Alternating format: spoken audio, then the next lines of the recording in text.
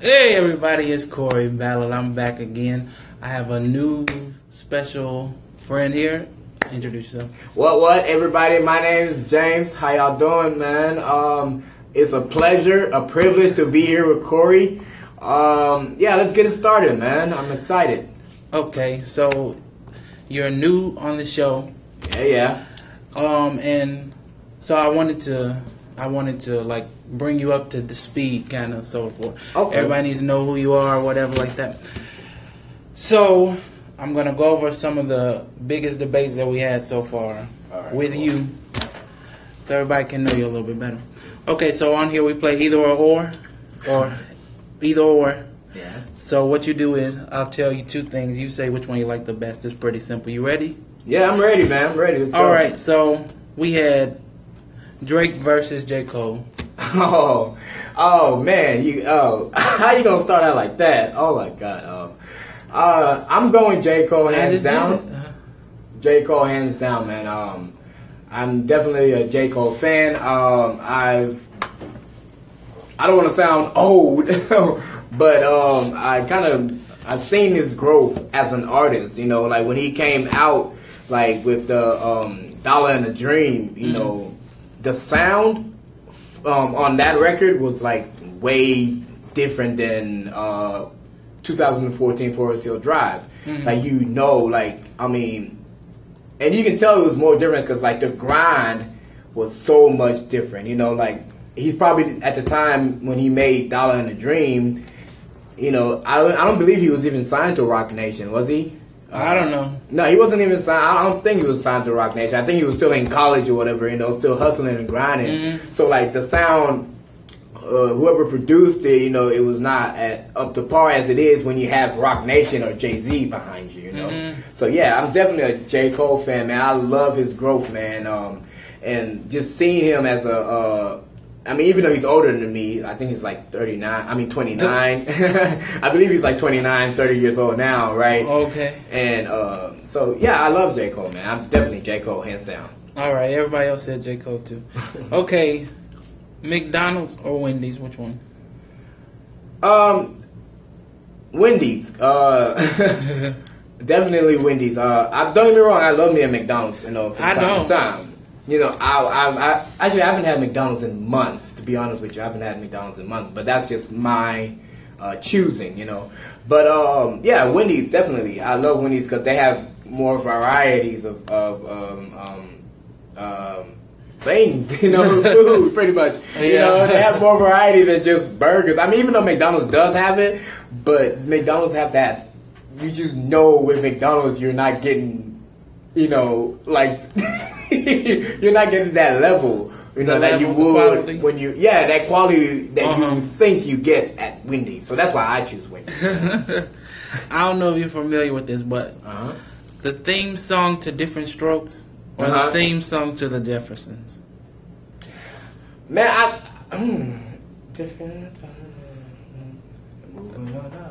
I think Jeffersons, man, because I think the theme song to the Jeffersons, it is at that time it inspired people. You know, they wasn't just watching a TV show, but when they heard that music about, like, you know, lower class income family moving on up to the, you know, the Upper East Side as a black family moving on up. First of all, I don't know, what was it, like the 70s or whatever it came out? You know, that was a tough time for black people, period. So like that, you know, that chronological, like, moving up mobility is inspiring to me, you know. So that's why I like the Jeffersons more than Different Strokes. Yeah, it's a different stroke, you know. It's a different stroke for everybody. Everybody has different perspective, but you know. But Arnold and Willis moved on though.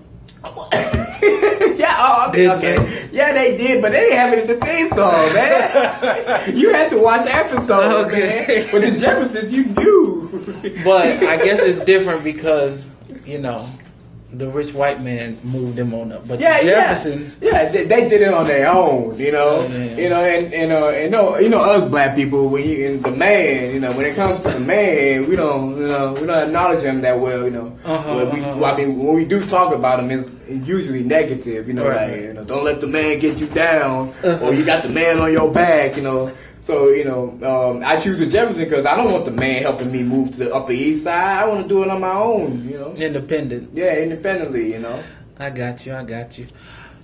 Yeah. Another show, but we're going to the reality side. We asked Flavor of Love or Love and Hip Hop.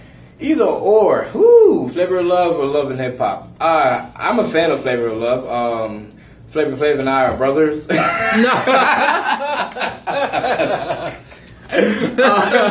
He's my long distance blackity brother, man. But no, I either or. I would definitely go with Love and Hip Hop, man.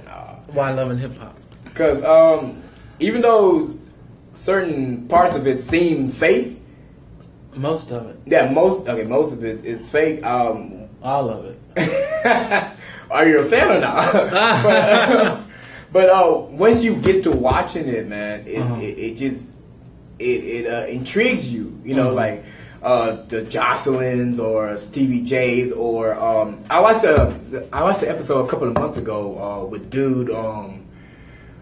He's the New York dude, and his daughter came over, and she was gonna spend like the week with him or whatever, and they had this quick little sit down, and like in the episode, he had asked his daughter like what was going on with her and what she was doing, and she told him like she was having sex, and it was like wow. I was like it kind of connected, it kind of made it seem real, even though we might know or we might think it's like 90% fake, but it made it seem real because like he was an actual father having a conversation with his daughter, and he was really like shocked by what she was saying, like he didn't think his little princess would be doing this, that, the other. So yeah, I mean, I definitely choose Love and Hip Hop more because it's more entertaining. There's more characters. It's not just Flavor Flav. Okay. and it's Hoosies, or I mean, what do you call a flock of hoes? Thoughts. Yeah, Thoughts. But they didn't have Thoughts back in 2008. Whenever that show came out. Right. Oh, everybody else said Flavor of Love. Okay. Really? Flavor of Love? All right, yeah. What, because of New York? Yeah. Oh, man, New York was alright, but come on. There's like been 6 New Yorks on, Love of Hip Hop, man. Okay. Love of Hip Hop went on longer, too, and it's still on now. It's like, what, 7 seasons? I don't know. Alright. Yeah. Headphones versus earbuds. Earbuds, man. Earbuds. Did everybody here choose headphones? No, they chose earbuds. Yeah, I'm an earbud dude. Why? Because I'm private. I like headphones. No, I don't like headphones because. I don't like headphones because I don't want to hear another person's music, through their headphones, and that's what usually happens with your headphones because they have to create this space, for the sound to travel, blah blah blah, But with your earbuds, it goes in your ear, and that's all you, man. And you get in your own little world, and you listen to your music, and nobody got to hear whatever you might be listening to. You might be listening to some random. Let's not say what you might be listening to. But yeah, so earbuds definitely. You want to write with a pencil or a pen, Mr. James? I'm being a business student, coming from a business background. It's always a pen. Always a pen because it's more professional. It's more legible. To me, I think pencils are great, but the only time I ever use a pencil is usually for a test. I've never in my life just been like when I was looking for a writing utensil. Or writing instrument, I say utensil. Writing instrument, I never went for. They refer to as utensils. Yeah, there are too, but yeah. I never been like, oh yeah, let me grab that pencil. It's always a pen. A pen is more available than a pencil, and so that's why I choose pen because I use it most. Ham or bacon? Ham or bacon? Bacon definitely. I'm a bacon dude. Why bacon? I agree. I agree. You agree? Yeah. Mr. Lit had Mr. Lit had a big discussion about we'll call it a discussion about bacon, ham or bacon. To me, ham. First of all, ham is cold. Ham is cold. No, it's not. You can make it. You can drink it too, but it's usually a cold. When it's served in a sandwich, it's usually cold. You talking about like sandwich meat? Yeah, I'm talking about sandwich. Okay. Meat. Oh, or I mean you can cook it too, but bacon is it's bacon. You know. It's bacon. Bacon is bacon. It sizzles. It's got flavor. It's bacon. It's bacon, man. All right, that's all I need to be said. I asked them Eddie Murphy versus Bernie Mac. Eddie Murphy. I mean. Eddie Murphy. The reason I say Eddie Murphy is because I've been a fan of Eddie Murphy forever, and I mean I love Bernie Mac. Bernie Mac is hilarious. Like there's no denying that. Mm-hmm, you know. mm-hmm. So Eddie Murphy was more forward. Like he was more in like the he was what's the word I'm looking for? He was more multiracial. If that makes sense. He reached more. Yeah, he reached more audience to me than Bernie Mac did. I mean, I may be wrong in my perspective, but I think that's what it is, you know. And that's why I choose Eddie Murphy because and Eddie Murphy was to me kind of funnier than Bernie Mac. You know, you might hate me, y'all might hate me, but I think Eddie Murphy was way funnier than Bernie Mac. I mean, performing wise, I think he was funnier, and even in real life, he might have been more funny. I've never met him, but I'm pretty sure he was more funnier. I have. You met Eddie Murphy where? Yeah. No, I'm just kidding. Not that man. Shut up, man. I'm over here. I'm about to be like, oh man, just cut this off. Let's talk about your ass. No, I'm just kidding. Yeah, so that was all for either or. Okay. Good job. All right. I wasn't rambling or something, was I? You know? No, you're good. You're good. Awesome. How about, the next thing we're going to go into, the big debate that we had. Okay. Well, on episode 3. Serious time. We had, we looked at the list from, it was called the greatest black TV shows of all time, or it was listing the top black TV shows of all time. Mm-hmm. All right, so I'll just ask you your opinions or what you think about the top 5. Okay, hopefully I know all of them. You'd be surprised most black people don't know black TV shows, old ones or new ones. Oh wow! No, I'm dead serious. If you take a poll on it, you'll be very surprised. Most people don't know it. Maybe we'll do that next time. All right, these are pretty well known. I think you know. Number 5 is Sanford and Son. Okay, I like that place. Number 4 is Martin. Number 3 was Different World. Number 2 was Fresh Prince. Mm-hmm. And number 1 was The Cosby Show. Okay. How's that list for you? How's that top 5? Sound about right? I like your list. I think it's great. I would definitely say Sanford and Son is number 5. Number 4 is, you said Martin? Number 4 is Martin. Me personally, I would put Martin at number 2. Really? Yeah. And what would you do with everything else? Number 4, I would make Living Single. Living Single? Yeah. With Queen Latifah? Yeah. Oh, I think that was number 12 on the list. Really? Yes. Yeah, people didn't like Living Single? Yeah, it's pretty good, but it's not. I mean, yeah. It's not. It's not the Cosby Show. It's not none of these. Come on. Yeah, I mean, yeah. So Cosby Show. Actually, let me bump down Martin to number 3. Okay. I put Different World in number 2. So wait a minute. Uh-huh. You want to move up Different World? Yeah, to number 2. Yeah. And you want to move up Martin to number 3. Mm-hmm. And Fresh Prince number 4, and then I think you bump up Sanford and Son, man. It's kind of, I mean, it was great. Bump off Sanford and Son? Yeah, it was great, but I'm pretty sure there's another show that Good Times may have been one. Good Times was number 6. See, I think I can make. Or that it might have been 5. number 10. See, I'll make that. I could make that number 5. You know. But Sanford and Son, it's more important because it was the first, like in the 70s. Yeah. It was like one of the first. It was like the re-emergence of black shows in primetime television. So then that led to Good Times and the Jeffersons and all that stuff. Yeah. So Okay. Yeah. I'm being selfish here, so I'm looking at it as a show I enjoy. Yeah, I know. You know, and yeah. So I would put Cosby, Different World, Martin, Fresh Prince, and either Good Times or The Jefferson or maybe Sanford and Son or something like that. So that's like a 3-part number 5? Yeah, it might be a 3-part. I don't know. All right. So you switch Martin and Fresh Prince, basically. Yeah. Oh, okay. Yeah, Martin comes first in Fresh Prince, man. You think Martin was hilarious? You think Martin is funnier than Fresh Prince? Yeah. Yeah, I mean, yeah. The message in Fresh Prince was, was pretty, was really good. Yeah. Coming from this certain lifestyle to moving to another. Different strokes. Yeah, that. But it was more of a family than individual. I think people connect more to an individual than a family. I mean, I don't know, but I think Martin is funnier than Fresh Prince. Yeah, I definitely think Martin. But I think Martin was Fresh Prince was more in depth in the prime time arena, and Martin was on black on Fox or something.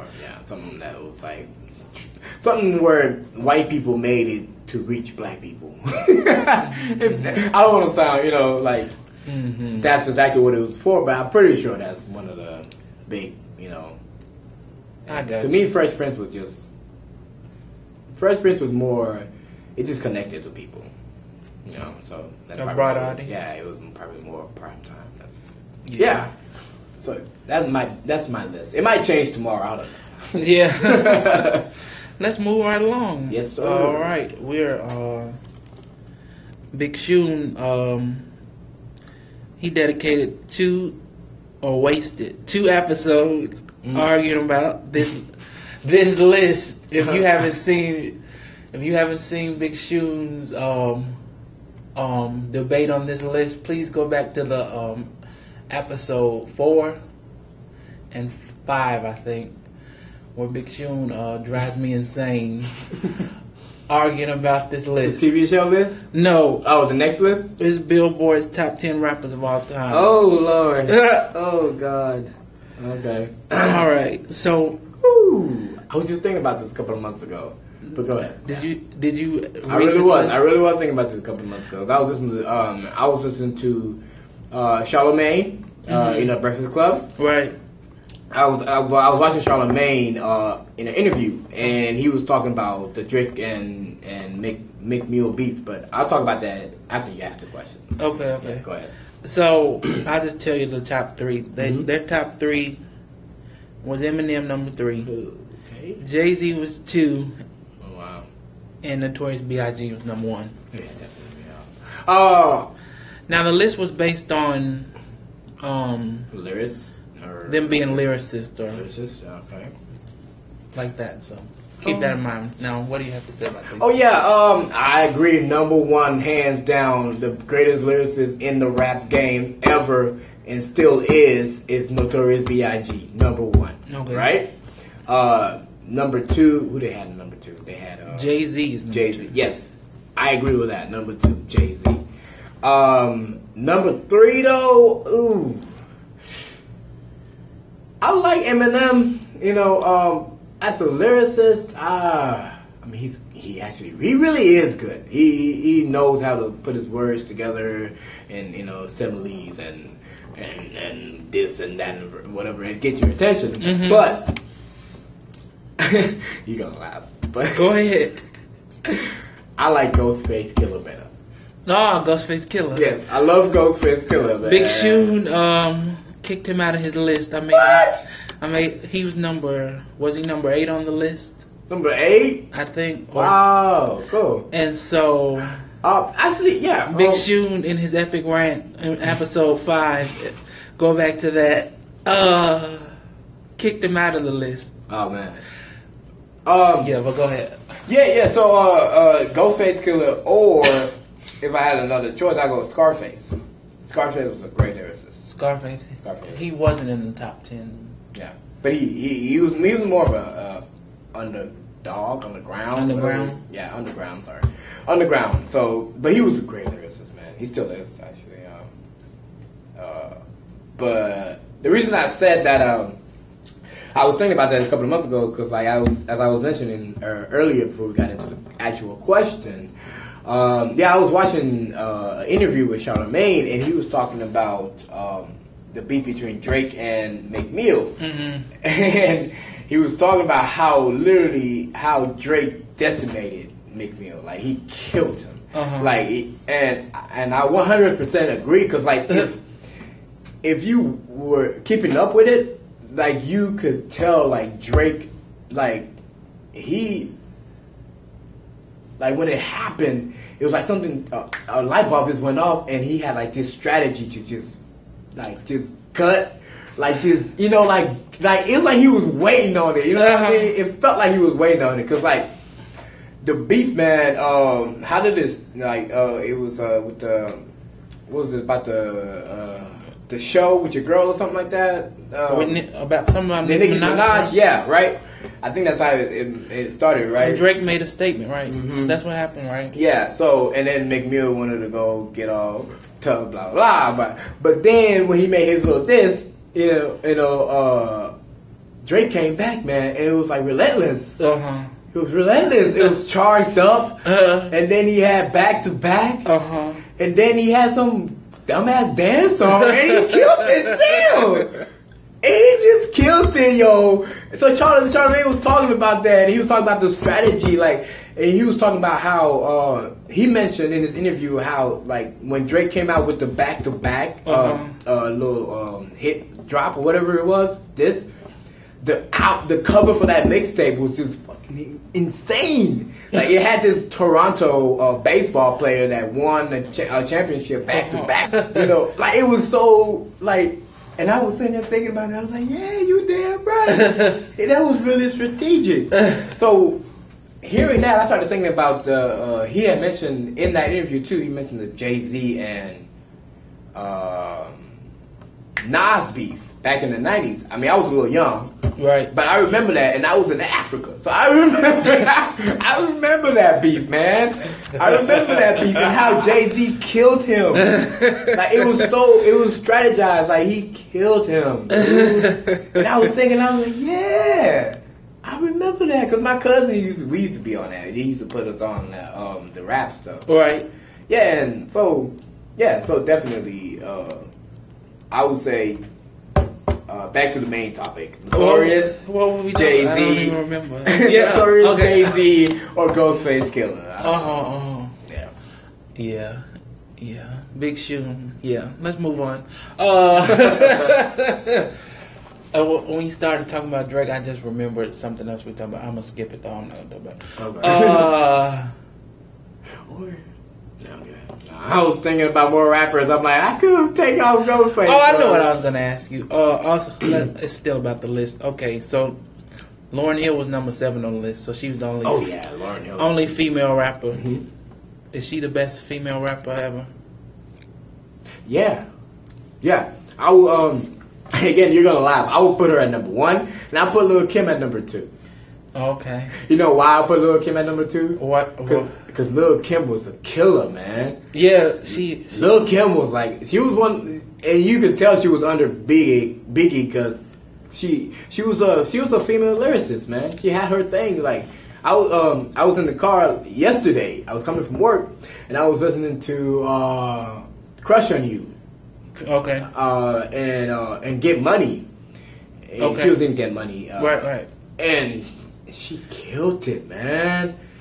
Like, she killed it. Like, her timing, her, like, just... She's dope. Yeah, man. So, she's dope on that level. But Lauryn Hill is here.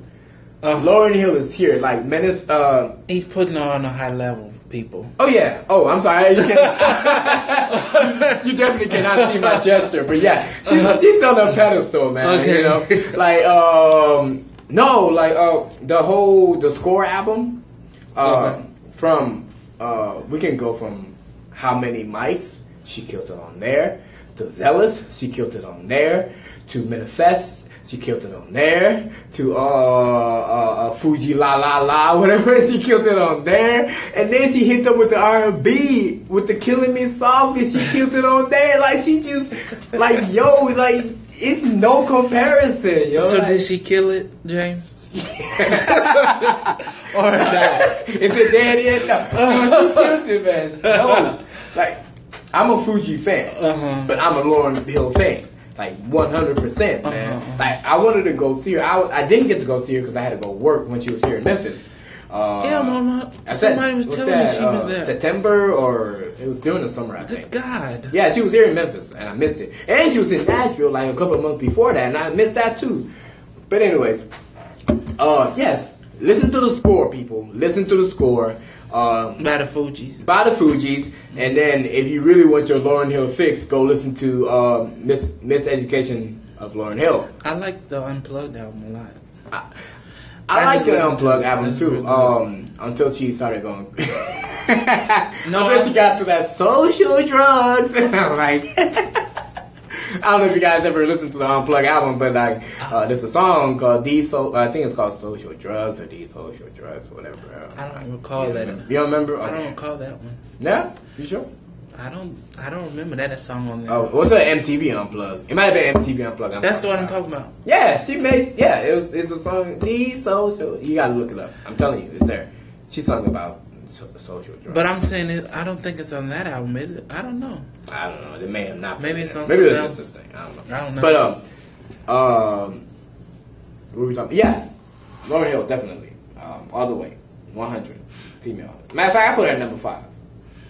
Men and female. With everybody? Yeah, number 5. Okay. Yeah, you can't forget her. Like I'm telling you, man. Have you listened to the score? Like when she comes on,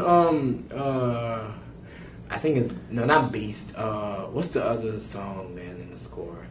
It might have been Manifesto, man. Okay. But she's talking about like she goes, behold. Behold on the score or something like. But she is, man, she killed it on the score. And then she did the whole album with the with the storyline in between and stuff like that. And yeah, that's every black girl anthem. Well, not every black girl, but every natural black girl anthem. You know, Miseducation of Lauryn Hill. Every natural black girl that you meet, you ask her, "Do you have a CD of Lauryn Hill?" Yeah. I'm telling you, 80% of them would. Yeah, I like that album. Yeah. All right, so then the last thing, right, that we talked about, Kobe Bryant's retirement. You have some thoughts about that? Oh, okay. About Kobe Bryant's legacy and all that. Kobe Bryant. Against Jordan, or whatever you want to say. Against Jordan. Look, okay. I'm gonna start off by saying I am a Kobe Bryant fan. I'm in and out of being a Kobe. When I say that, I mean like keeping tabs with Kobe Bryant over the past how many years? 20 years, maybe, or 18 years. When did he start? Was it 98, 97? 96. Yeah, 96. I was like 4 or 5, whatever. Yeah. Or no, I was 5. Yeah. But like I'm talking about like when he got with Shaq. Starting from when he got to Shaq to like now, I've been kind of in and out because I'm not a Lakers fan. Period. Good. I'm not a Lakers fan, but I am a Kobe fan because Kobe, undeniably, every time he what's the word I'm looking for? Delivers. What? Delivers. Yes. Thank you. Beautiful. Cory, beautiful. That's what I do. Yeah, he delivers, man. It was something on Facebook a couple of weeks ago. I was watching. They were talking about like when he made the 80 points against was it the Raptors or was it the Pistons? Oh, in that one game. Yeah, that game. When he had the afro, I think it was when he had. Or was it when he? Yeah, back in the day. Yeah, he made 80 points, man. He made 80 points. I mean, I think Jordan did that too, right? I believe Jordan did. Was it 63 points? Don't make me lie. Yeah, I'm not too sure. But, yeah, he made 80 points, man. And so, I'm a Kobe fan. And let me take it back. Kobe and Michael, definitely, hands down, because he's the greatest. He always will be the greatest forever and ever. Forever, ever. But Kobe is second best, period.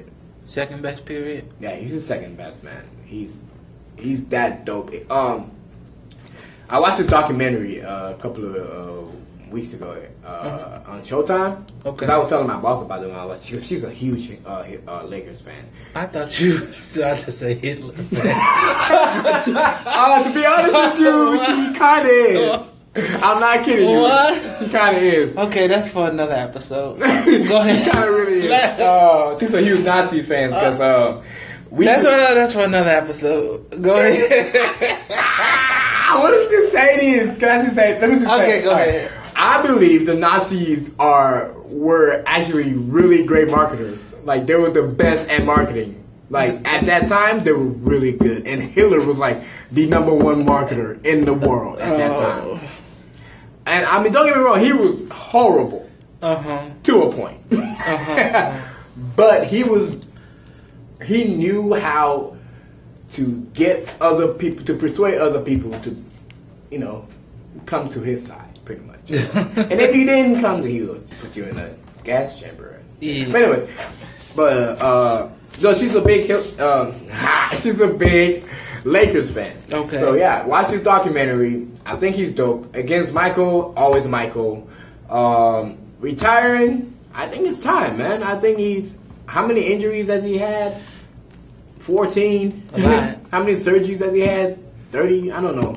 A lot, right? Mm-hmm. So I think that it's good that he's accepting it and he's ready to, step down and retire than being the guy that turns his eye to his age. Especially in that kind of arena, that kind of sports, you gotta gauge. You can't just be like, oh, I'm 35, 36 years old. Even though I think Shaq was like 30 something, right? He might have been even 40. I don't know. Okay, yeah. Or what's Kobe? Kobe's like 39 now. I think he might be 36 or something like that. Okay, yeah. So no, I think he's 39, yo. I think he's older than. No, he might be like 36 or 37 because he started when he was 18. Okay, all right. Yeah. Okay, so he might be 36. Yeah, so at the age of 36 years old, you're not doing what you was doing when you was 22, 24.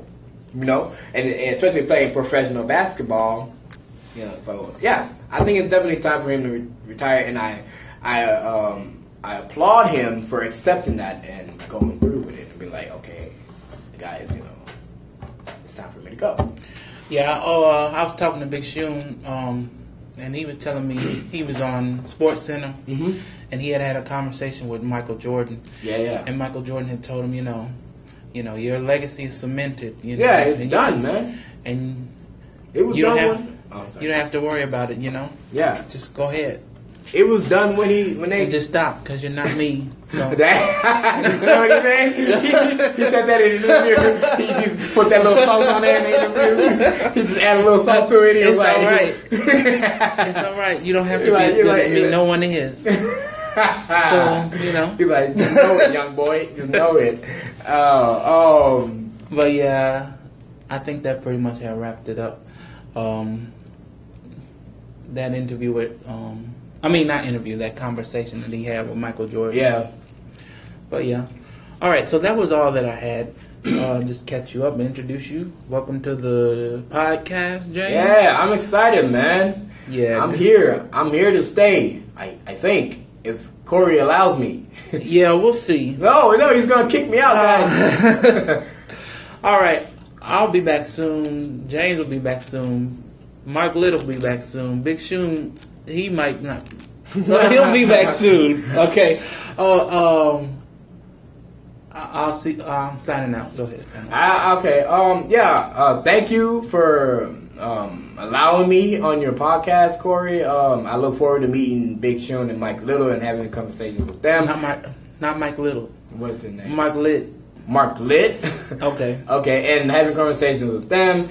And I look forward to more topics, interesting topics, and just doing this. This is fun. I'm enjoying myself. I'll be seeing you guys very soon. All right. Makes sense.